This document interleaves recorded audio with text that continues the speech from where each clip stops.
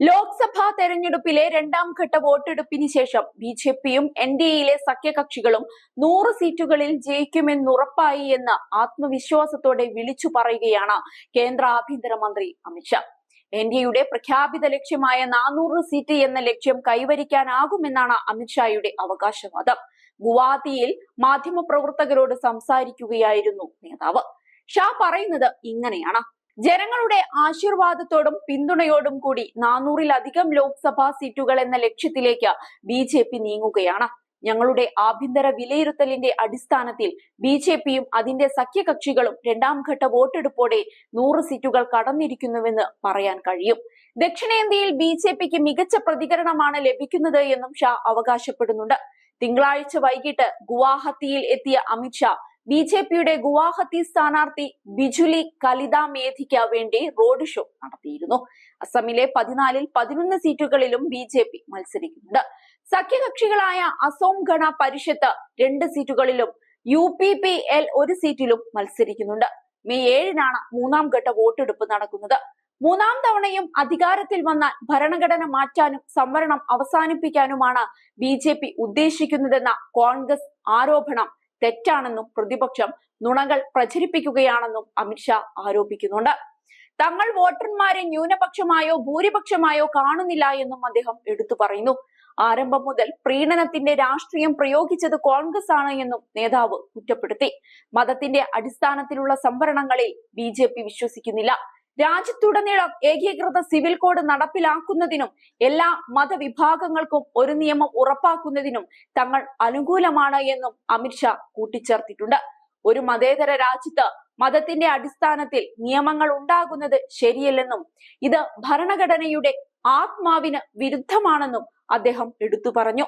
അതേസമയം അസം, പശ്ചിമ ബംഗാൾ, ഉത്തർപ്രദേശ്, മധ്യപ്രദേശ്, രാജസ്ഥാൻ, ഛത്തീസ്ഗഡ്, ഉത്തരാഖണ്ഡ് എന്നിവിടങ്ങളിൽ വലിയ വിജയം ബിജെപിയും എൻഡിഎയും നേടുമെന്നും അദ്ദേഹം എടുത്തു പറയുന്നുണ്ട്.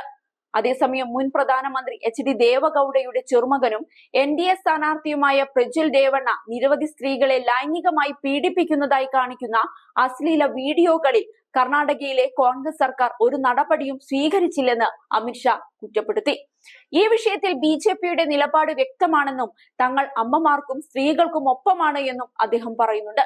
ഈ വിഷയത്തിൽ ഷാ പ്രതികരിച്ചത് ഇങ്ങനെയാണ്: എനിക്ക് കോൺഗ്രസിനോട് ചോദിക്കാനുള്ളത് ആരുടെ സർക്കാരാണ് അവിടെ എന്നാണ്. സർക്കാർ കോൺഗ്രസ് പാർട്ടിയുടേതാണ്.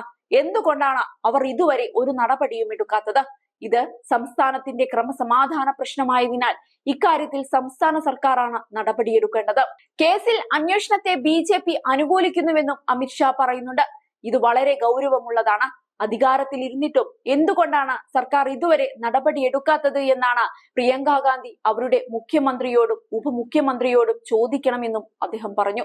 നേരത്തെ സംഭവത്തിൽ പ്രധാനമന്ത്രി നരേന്ദ്രമോദിയെ പ്രിയങ്ക ഗാന്ധി വിമർശിച്ചിരുന്നു. ശനിയാഴ്ചയാണ് പ്രജ്വലിന്റെ ആരോപണ വിധേയമായ വീഡിയോകൾ പുറത്തുവന്നത്.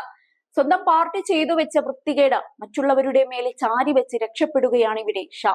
എന്തിനും ഏതിനും കുറ്റപ്പെടുത്തൽ കേൾക്കേണ്ടി വരുന്നത് കോൺഗ്രസ് ആണ്. പ്രജ്വൽ രേവണ്ണയ്ക്കെതിരെ ലൈംഗിക വീഡിയോ വിവാദം കർണാടക രാഷ്ട്രീയത്തെ പിടിച്ചുകുലുക്കിയിരിക്കുകയാണ്.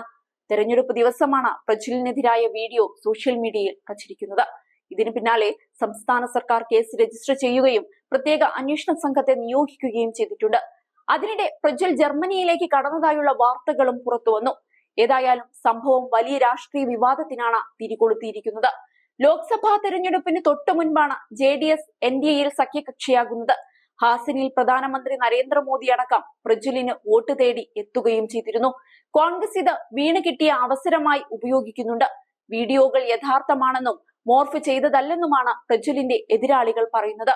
എന്നാൽ പ്രസ്തുത വീഡിയോ ഇതാദ്യമായല്ല പൊതുമധ്യത്തിൽ ഉയർന്നു വരുന്നത്.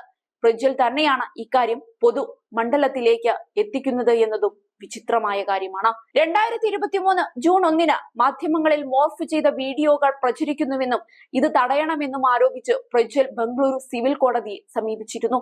രേവണ്ണയുടെ 2 മക്കളിൽ മൂത്തയാളാണ് പ്രജ്വൽ. 2014-ൽ ബാംഗ്ലൂർ ഇൻസ്റ്റിറ്റ്യൂട്ട് ഓഫ് ടെക്നോളജിയിൽ നിന്ന് മെക്കാനിക്കൽ എഞ്ചിനീയറിംഗിൽ ബിരുദം നേടിയ ശേഷമാണ് പ്രജ്വൽ രാഷ്ട്രീയത്തിൽ സജീവമാകുന്നത്.